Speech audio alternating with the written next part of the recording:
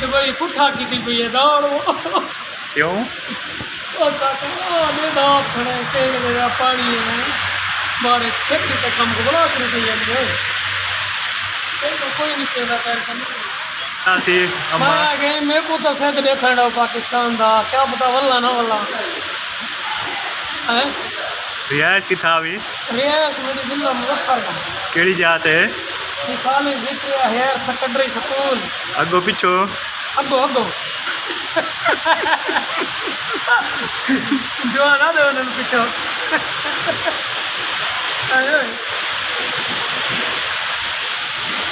ए बारिश काम करें तो नहीं कीजिए एंजॉय करो ये तेल का